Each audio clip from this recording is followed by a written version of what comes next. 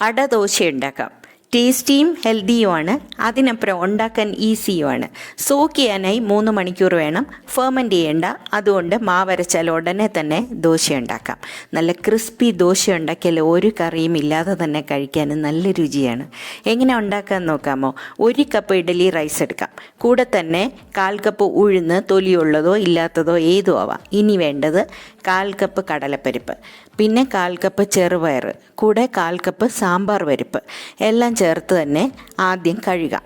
ഇനി ഈ വെള്ളം മുഴുവനും മാറ്റിയ ശേഷം 1 സ്പൂൺ ഉലുവ, കൂടെ തന്നെ 3 ഉണക്കമുളകും ചേർത്ത് വീണ്ടും വെള്ളം ഒഴിച്ച് ഈ വെള്ളം തന്നെയാണ് അരി അരയ്ക്കാനും ഉപയോഗിക്കേണ്ടത്.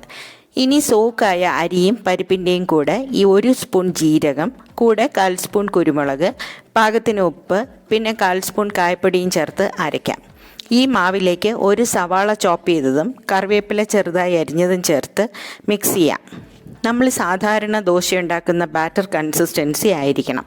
ഇനി ചൂടായ ദോശത്തവയിൽ നല്ലെണ്ണ ഗ്രീസ് ചെയ്ത് 1 സ്പൂൺ ദോശമാവ് വളരെ കനം കുറച്ച് പരത്താം. ഈ മാവിൽ നല്ല ക്രിസ്പി തിൻ ദോശ ഉണ്ടാക്കാൻ പറ്റും. ആരോഗ്യ ഗുണങ്ങളുള്ള നല്ലെണ്ണ ആവശ്യം പോലെ ഒഴിച്ച് തന്നെ മൊരിഞ്ഞ ദോശ ഉണ്ടാക്കി കഴിക്കാൻ നല്ല രുചിയാണ്.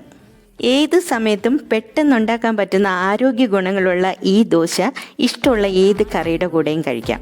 അവിയലിൻ്റെ കൂടെയാണ് അടദോശ കഴിക്കുന്നതെങ്കിൽ ഇതൊരു ബാലൻസ്ഡ് ഡയറ്റായി.